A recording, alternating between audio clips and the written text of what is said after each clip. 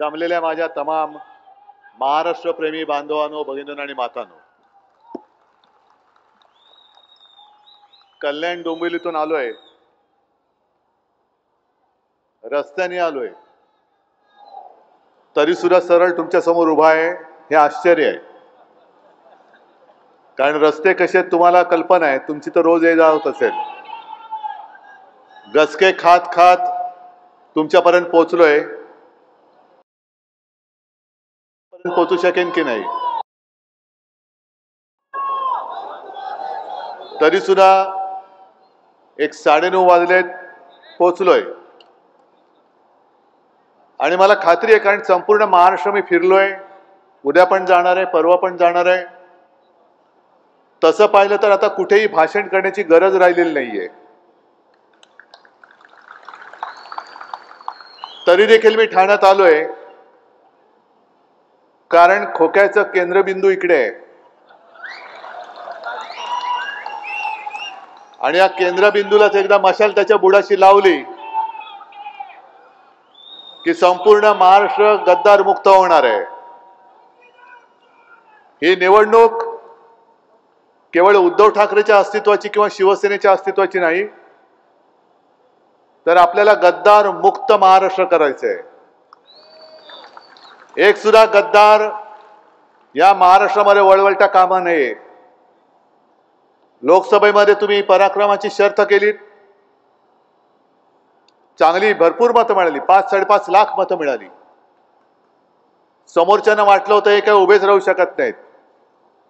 आणि जी टक्कर तुम्ही दिलीत ती दिल्यानंतर मला खात्री आहे की जे ठाणेकर शिवसेनेवरती प्रेम करतात, शिवसेना प्रमुखांवरती प्रेम करतात आणि दिघे साहेबांवरती प्रेम करतात, त्यांना सुद्धा एक ताकद मिळालेली आहे. ठाण्याला जो कलंक यांनी लावलेला आहे, संपूर्ण ठाणं हे देशामध्ये गद्दारीचा कलंक लावून यांनी बदनाम करण्याचा प्रयत्न केला. तो कलंक यावेळेला पुसून टाकण्याची जबाबदारी ही ठाणेकरांची आहे. आणि संधी सुद्धा आता 20 तारखेला आलेली आहे.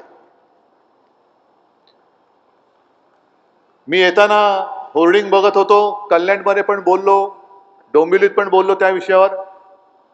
आणि काय मोठी मोठी होर्डिंग लावलेत, म्हणजे किती पैसे तुमचे ओरबाडले त्यांनी बघा. ज्या पद्धतीने, ज्या प्रमाणावरती, प्रमाणाच्या बाहेर जाहिराती करतायत, जाहिरातीवरती पैसे उधळतायत, काहीही न करता मोठमोठ्या जाहिराती, करोडो रुपयाच्या जाहिराती. आला कुठून हा पैसा? जेमतेम 2.5 वर्षाच्या या कालखंडात तुम्ही एवढा पैसा आणलात कुठून? हा जो काय तुम्ही भ्रष्टाचार केलेला आहात आणि भ्रष्टाचार करत आहात, आणि त्याच्यावरचं जे होर्डिंगवरचं वाक्य आहे तेच बोलतंय, काम केलंय भारी, लुटले तिजोरी, आता पुढची तयारी. तिजोरी लुटून टाकले. मी मगाशी रस्त्यांचा उल्लेख एवढ्यासाठी केला की रस्त्यांची हालत फार वाईट आहे. पण ठाण्यामध्ये आता सर्क्युलर मेट्रो आणण्याचा आमचा घाट चाललेला आहे, 12,000 कोटीपेक्षा जास्त. ठाणे आणि बोरिवलीचा जो रस्ता आहे, जोडण्याचा मग बोगदा असेल किंवा रस्ता असेल, मूळ जो प्रस्ताव होता तो 14,000 कोटीचा होता.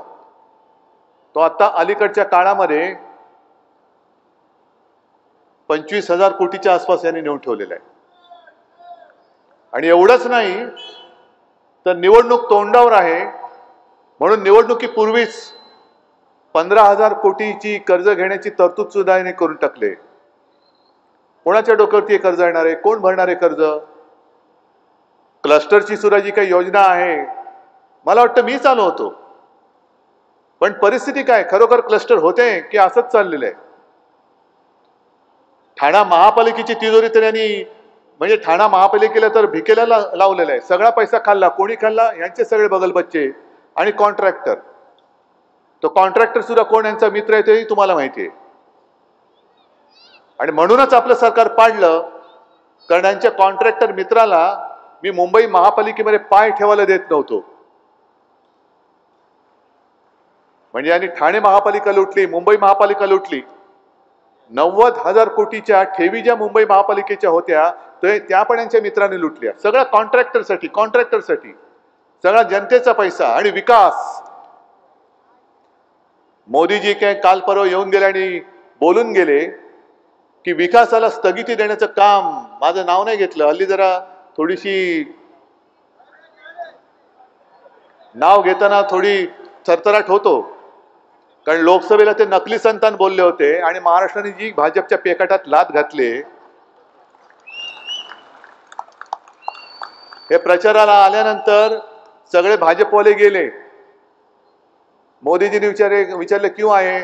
अरे मोदीजी आपने वो नकली संतान बोला, देखो महाराष्ट्र ने कैसा वळ उमटाया. नको तिकडे वळ उठवलेत भाजपच्या. ना मलम चोळू शकत, ना काही करू शकत, दाखवता नाही येत, सहन होत नाही, सांगता येत नाही, अशा ठिकाणी वळ उठलेत. पण मोदीजी बोलले की जे विकासाच्या कामाला स्थगिती देणार सरकार, हे सुद्धा तेच बोंबलतायत. मी विकासाच्या कामाला कधीच स्थगिती दिली नव्हती. अगदी मुंबईचा कोस्टल रोड सुद्धा ह्याच्यात मोदींचा किंवा या मिंद्याचा एक कणानी सुद्धा संबंध नाही, अजिबात नाही. तो पूर्ण आणि पूर्ण आपल्या मुंबई महापालिकेच्या पैशावरती आपण करून दाखवलेलं आहे. हे स्वप्न शिवसेनेचं आहे. आणि जर का मी स्थगिती देत बसलो असतो तर शिवडी नावाशेवा लिंक रोड जो आहे तो पूर्णच झाला नसता. लॉकडाऊनच्या काळात सुद्धा ही कामं चालू होती. पण मी आडवा जरूर आलो आणि याच्या पुढे सुद्धा येणार.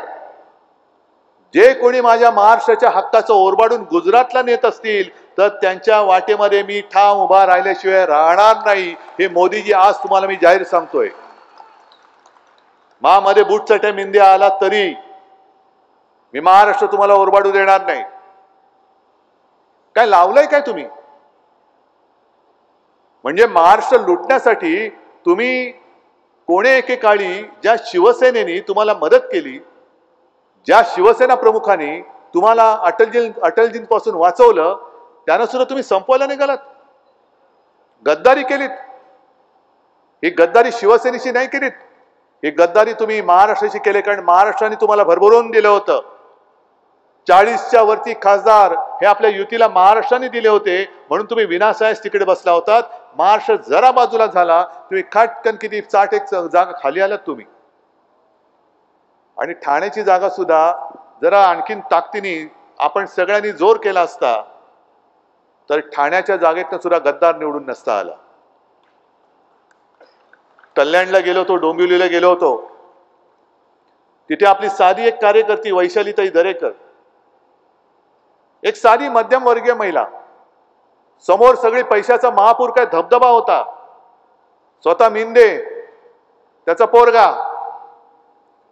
म्हणजे माझ्यावरती जे काही घराणेशाहीचे आरोप मोदी करतायत, मग तुम्हाला हे कसं चालतं? बापाला गद्दारी करून मंत्री बनवलात, त्याच्या पोराला खासदार बनवलात. मग गद्दारांची घराणेशाही चालते. त्यांच्या प्रचाराला मोदी येत आहेत, देशाचे पंतप्रधान. आणि कल्याणमध्ये अरे तुम्ही शिवसेना संपवली होतीत ना, मग एका साध्या महिलेची भीती तुम्हाला का वाटली? का एवढा पैशाचा धबधबा तिकडे पाडलात?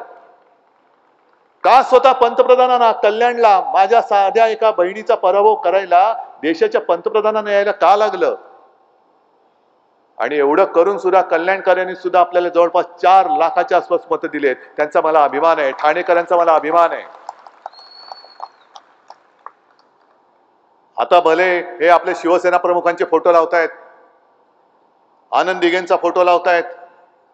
मग मिंदेना मी सांगतोय, ठाण्यात येऊनच सांगतोय, जर मर्दाची अवलाद असलास तर माझ्या वडिलांचा किंवा आनंद दिघेंचा फोटो न लावता स्वतःच्या वडिलांचा फोटो लावून ठाणेकरांकडे मतं माग. तर मी म्हणेन मर्दाची अवलाद आहे. नाहीतर नामर्दाची अवलाद पक्ष फोडतो, पक्ष चोरतो, निशाणी चोरतो, वडील चोरतो, आनंद दिघे साहेबांना चोरतो आणि म्हणे बाळासाहेबांचा वारसा. बाळासाहेबांचा वारसा काय? महाराष्ट्र लुटू देणं हा बाळासाहेबांचा वारसा आहे. महाराष्ट्राची लूट झाली तरी चालेल, पण तू बूट चाटत राहा, हा बाळासाहेबांचा विचार कधीच नव्हता, असूच शकत नाही. आणि राजन सारखा एक सुसंस्कृत खासदार, खरं म्हणजे ठाणेकरांनी मजबूतीने त्याच्या मागे उभं राहायला पाहिजे होतं. पण राजन, मला माहिती आहे की ठाणेकर सुद्धा मर्द आहेत. गेल्या वेळेला एक थोडी कसूर झाली असेल, पण या वेळेला तुम्हाला 3-4 जण जेवढे आहेत, आपले मडवी आहेत, केदार आहे, राजन स्वतः आहे, नरेश आहेत, ना सगळे आहेत. आणि हातामध्ये मशाल घेऊन गद्दारांचा भ्रष्ट कारभार जाळायला हे ठाणेकरांसाठी पुढे आलेले आहेत. आता तुम्ही ठरवायचंय तुमच्या आयुष्यामध्ये गद्दारीचा आणि भ्रष्टाचाराचा काळोख पाहिजे की लखलखती धगधगती मशाल घेऊन तो अंधकार तुम्ही जाळणार आहात, हे तुम्ही ठरवायचंय. आणि मला काही, जसं मगाशी डोंबिवलीला कान्होजी जेधे मैदानावरती सभा होती, मी कान्होजी जेधेंच्या निष्ठेची एक गोष्ट तिकडे सांगितली आणि यापूर्वी सुद्धा मी इकडे सांगितले असेल, पण इथे मी एक वेगळी गोष्ट सांगतो तुम्हाला. मी काही गोष्टी सांगणार नाही, पण काही ज्या म्हणी आहेत, कुऱ्हाडीचा दांडा गोतास काळ, माहितीये तुम्हाला त्याचा अर्थ? माहितीये, कधी ऐकलाय अर्थ? म्हण वापरतो, पण कुऱ्हाडीचा दांडा गोतास काळ ही म्हण कशावरनं पडली? तर एका जंगलात एक खूप जुना वृक्ष होता. किती वर्ष झाली होती कोणीच सांगू शकत नाही. अनेक तिकडे पक्ष्यांच्या पिढ्या त्याच्या फांद्यांवरती गुण्या गोविंदाने नांदत होत्या. काही माकडं सुद्धा होती, ती सुद्धा गुण्या गोविंदाने नांदत होती. आणि एक दिवस तिथला एक व्यापारी हा कुऱ्हाड घेऊन आला आणि त्या झाडाच्या बुंद्यावरती घाव घालायला लागला. सगळे जे पक्षी होते ते थरारले एकदम, अरे आपल्या या आजोबांवरती हा घाव घालतोय. मग ते पक्षी त्या झाडाशी बोलायला लागले, आजोबा आजोबा तुम्हाला दुखत तर नाही ना? मग त्या झाडाने त्याने सांगितलं की ते जे घाव घालतात त्याने मला दुखत नाहीये, पण हा व्यापारी ज्या कुऱ्हाडीने माझ्या बुंद्यावरती घाव घालतोय त्या कुऱ्हाडीचा दांडा सुद्धा माझ्या लाकडापासून बनवलाय, त्याचं मला जास्त वाईट वाटतंय. हेच चाललंय. मी सगळ्या व्यापाऱ्यांना दोष देत नाही, पण खास करून 2 ठग तिकडे बसलेत, ते जे आपल्या शिवसेनेवरती घाव घालतात या गद्दारांच्या रूपाने. अरे तुम्हाला सुद्धा ज्यांनी राजन, तुम्ही त्यांनीच तो पिक्चर काढलेला, दुसरा पिक्चर तर पडला, कधी आला कधी गेला डब्यात तेच कळलं नाही. पण मला वाटतं सभागृह नेता का स्टँडिंग कमिटी तुम्ही सोडली होती? सभागृह नेता सोडला होता, पद सोडलं होतं. आणि 2012 नंतर या मिंद्याला मी मंत्री केला नसता तर मिंद्या कधी मंत्री बनू शकला नसता. हे त्यालाही विचारा, खरं आहे की खोटं आहे. पण मी केला, कारण ज्या ठाण्यातनं मिंदे निवडून आला होता, ज्या ठाण्यामध्ये आपल्या आनंद दिघेंचे एक संस्कार आहेत, गद्दारांना माफी नाही, ते संस्कार ठाणेकर विसरले की काय? तुम्ही दैवत जर का मानत असाल तर गद्दारांना माफ करता कामा नये. आज केदार तुमच्या समोर उभा आहे, वारसदार आहे त्यांचा, आणि हे चोरून मारून वारस झालेले लोक नाही आहोत आम्ही. अस्सल रक्ताचे आणि विचारांचे वारस आहोत. कारण जे संस्कार असतात, गद्दार विकले जातात, पण संस्कार विकले जाऊ शकत नाही. ते संस्कार आमच्यावर आहेत. म्हणून राजन काय, सगळे राजन सुद्धा खासदार होतेच ना, विनायक राऊत बसले खासदार होतेच ना, आणखीन बाकीचे सगळे आहेत. त्यांना काय वाटतं तुम्हाला? धमक्या दिल्या नसतील, खोके दाखवले नसतील, पण नाही विकली गेली ही माणसं. निष्ठेने राहिले, निष्ठेने राहिले. आणि कान्होजी जेधे नायकांची जी गोष्ट मी तिकडे सांगितली डोंबिवलीत, तीच मुद्दामून सांगतोय. निष्ठा काय असते? अफजल खानाची जेव्हा स्वारी आली होती, अफजल खानाची स्वारी म्हणजे एक प्रकारचं ते वेगळी तबाहीच होती. घरदारांची राख रांगोळी करत अफजल खान पुढे सरकत होता. राख रांगोळी म्हणजे काय? तर घरातल्या महिलांची आबरू लुटली जायची, घरदार लुटलं जायचं, घरातले देव बाहेर आणून ते सुद्धा फोडले जायचे आणि घर जाळून टाकलं जायचं. याला म्हणतात राख रांगोळी. आणि मग खान जसा पुढे सरकत आला तसा एकेकाला खलिते पाठवायला लागले. जे महाराजांचे सरदार होते, मावळे होते, त्यांना खलिते जायला लागले. जसे ईडी, इन्कम टॅक्स, सीबीआयचे खलिते जातात तसे, की गप गुमान भाजपात सामील व्हा, तुम्हाला खासदार करतो, मंत्री करतो, खोके देतो, न पेक्षा कुटुंब कबिल्यासहित कापले जाल. मग तो खलिता हातात मिळाल्यानंतर कान्होजी जेदे नाईक हे महाराजांकडे गेले आणि महाराजांना सांगितलं की महाराज, खानाचा खलिता आलाय. महाराजांनी विचारलं काय आलाय खलिता. महाराजांना माहिती होतं. तर खानाने लिहिलंय, येऊन सामील व्हा, वतनदारी देतो, बक्षिसी देतो, मंत्रीपद करतो, देतो, कबिल्यासह कापले जाल. मग महाराजांनी सांगितलं, मग विचार कसला करताय कान्होजी. खास मी महाराजांनी परीक्षा घेतली, पण तुम्ही हा विचार करू नका, तुम्ही जा, तुम्हाला वतनदारी मिळेल, बक्षिसी मिळेल, मान मिळेल. आणि कान्होजी जेदे नाईक जे चिडले त्यांनी बाजूचा एक तांब्या घेतला पाण्याने भरलेला आणि हातावरती पाणी सोडलं. महाराज, हे सोडलं पाणी मी माझ्या वतनदारीवर. सोबत 5 मुलं होती. महाराज, हे सोडलं पाणी मी माझ्या मुलाबाळांवर. एक वेळ मान कापली जाईल, पण या कान्होजीचं इमान विकलं जाणार नाही. आणि दुर्दैवाने जर का लढाईमध्ये मी मारला गेलोच तर ज्या हाडातनं शिवाजी शिवाजी नाव आवाज येत असेल, समजा हे कान्होजी जेदेचं हाड आहे. याला म्हणतात निष्ठा. ज्या महाराजांनी स्वराज्यासाठी इंग्रजांना आणि मुघलांना मदत करणाऱ्यांची वखार लुटली, त्या सुरतेमध्ये आपले गद्दार ढोकळा खायला गेले. काय ठाणेकरांची मिसळ प्रसिद्ध आहे ना. अनेक जण जातात, मिसळ खातात, झणकेबाज मिसळ असते. पण तुम्हाला आपल्या ठाण्याची मिसळ सोडून ढोकळा आवडायला लागला, एवढे खाली आलात. ढोकळा मला पण आवडतो, मिसळ तर आणखीन आवडते. पण सगळं काही उचलून गुजरातला नेणाऱ्यांबद्दल आम्ही दयामाया क्षमा दाखवू शकत नाही. आणि इतर सुद्धा काही पक्ष उभे राहिलेत आपली मतं फोडायला. गेल्या वेळेला बिन शर्ट पाठिंबा दिला होता, आता इन शर्ट पाठिंबा दिलेला आहे. ही यांची वृत्ती. मग मला आज पत्रकारांनी विचारलं की तुम्हाला एक जागा सोडायला काय झाली होती. अहो म्हटलं, एक सुद्धा मत मी महाराष्ट्रात देणार नाही. कारण त्यांनी सांगितलेलं आहे की देवेंद्र फडणवीस पुन्हा मुख्यमंत्री होतील, पाहिजेत तुम्हाला. मग मी त्यांना मुख्यमंत्री करायला एक सुद्धा जागा सोडली असती तर माझ्या महाराष्ट्राचं जे नुकसान होणार आहे ते पुढच्या कित्येक पिढ्या महाराष्ट्रातून सावरू शकणार नाहीये. भूमिका स्पष्ट करा. महाराष्ट्रप्रेमी कोणी असला तरी मी त्याच्या सोबत जाईन, आणि महाराष्ट्रद्रोही कोणी असला तरी मी त्याच्या सोबत जाणार नाही. त्याला कुठलाही प्रत्यक्ष अप्रत्यक्ष पाठिंबा देणार नाही, अजिबात देणार नाही.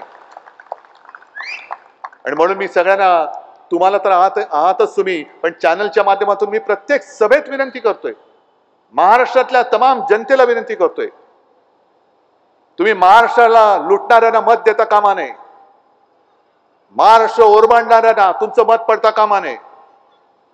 आणि ठाणा आणि पूर्वीचा भाजप याचं सुद्धा नातं आहे. मला वाटतं राजन, तुम्ही जिथे उभे आहात, जिथून तुम्ही आता आमदार होणार आहात, हा पहिला तुमचाच मतदारसंघ. नंतर मग युतीमध्ये तिकडे गेला, मग भाजपकडे गेला. पहिला हा ठाणे लोकसभा हा कल्याणपर्यंत होता, तेव्हा मला वाटतं रामभाऊ कापसे होते, त्याच्या आधी माळगे होते, बरोबर ना. म्हणजे ठाणे आणि भाजपचा सुद्धा जुना संबंध आहे. त्या सगळ्या जुन्या भाजपच्या कार्यकर्त्यांना आणि अगदी RSSच्या कार्यकर्त्यांना सुद्धा मी विचारतोय, RSSला आता 100 वर्ष होत आहेत. मग अनेक RSSच्या कार्यकर्त्यांनी अविवाहित राहिले, अनेकांनी आणि भाजप वाढवायचं काम केलं. हा भाजप तुम्हाला मान्य आहे जो महाराष्ट्र लुटतोय ना? ते कुठे नोकरीला जाणार? गुजरातला जाणार. गुजरात बद्दल माझ्या मनात आकस नाहीये. मी वारंवार सांगेन, पुन्हा पुन्हा सांगेन, ठाण्यामध्ये काय महाराष्ट्रभर अनेक गुजराती कुटुंब आनंदाने राहत आहेत. मराठी आणि गुजराती असा वाद आम्हालाही करायचा नाही. पण मोदी आणि शहा करंटेपणाने गुजरात आणि संपूर्ण देशाच्या मध्ये जी भिंत बांधतायत, अहो मोदीजी शहाजी तुम्ही उद्या जाल, पण ही जी भिंत बांधून जाल ती तोडायला पुढचे कित्येक वर्ष लागतील, त्याचा विचार करा आणि मग भिंत बांधा. राम मंदिर बांधलं, अयोध्येमध्ये हरले. अयोध्येतले खासदार माझ्या घरी आले होते, मातोश्रीला आले होते. मी त्यांना विचारलं की हा चमत्कार कसा झाला. ते म्हणाले क्या कहे उद्धव जी, पूरी अयोध्या ये गुजरात के कॉन्ट्रैक्टर ने हाथ में ले ली है, जहां देखो वहां टावर बना रहे, होटल उनका, ये उनका, शायद मंदिर के पुजारी भी वो अब गुजरात से लाएंगे. का तुम्ही गुजरातला बदनाम करताय, का तुम्ही गुजरातला दुश्मन करताय. आणि मला तुम्ही सांगताय. अमित शाह म्हणाले उद्धव बाबू. मी म्हटलं हा बोलो अमित शेठ. आता काय बोलायचं दुसरं. केवळ राम मंदिर क्यों नहीं गए. अरे पहले वो राम मंदिर गल रहा है वो थांबाओ. वो अर्धवट बांधे है तुमने. वो घाई गड़बड़ी में क्या हो गया, ऊपर का छप्पर ही नहीं लगाया आपने. मग केवळ आणि केवळ तमाशे करण्यासाठी, शोबाजी करण्यासाठी लोकसभेच्या आधी तुम्ही राम मंदिर बांधलं. तुम्ही ज्या दिवशी तो तमाशा करत होता त्या दिवशी मी नाशिकच्या काळाराम मंदिरामध्ये गेलो होतो. हेच ते मंदिर आहे काळारामचं मंदिर, जिथे डॉक्टर बाबासाहेब आंबेडकरांनी हा राम माझा सुद्धा आहे, आम्हाला सुद्धा मंदिरात प्रवेश करण्याचा अधिकार आहे म्हणून सत्याग्रह केला होता. त्याच मंदिरात मी गेलो होतो.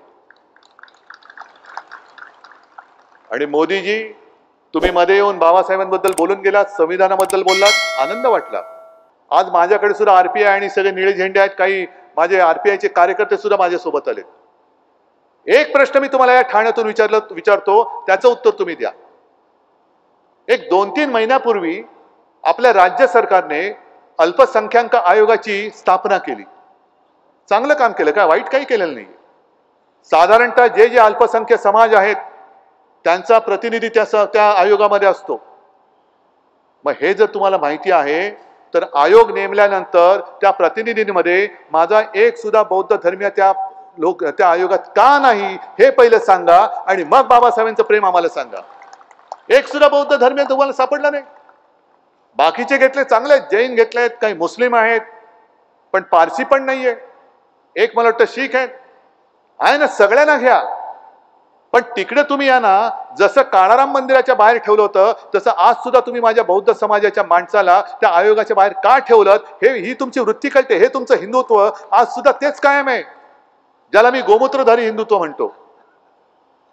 आणि या सगळ्यांच्या भाकड कथा जर तुम्ही पुन्हा आपलं मत मिंध्याला दिलं किंवा भाजपला दिलं किंवा भाजप आणि मिंध्याला मदत करणाऱ्याला कुठल्या तरी गुंसे, मला माहित नाही राजनराजेजी तुम्ही कुठल्या कोणाचे उमेदवार होतात तेव्हा ती मनसे होती, आता गुंसे झाले. म्हणजे गुजरात नवनिर्माण सेना.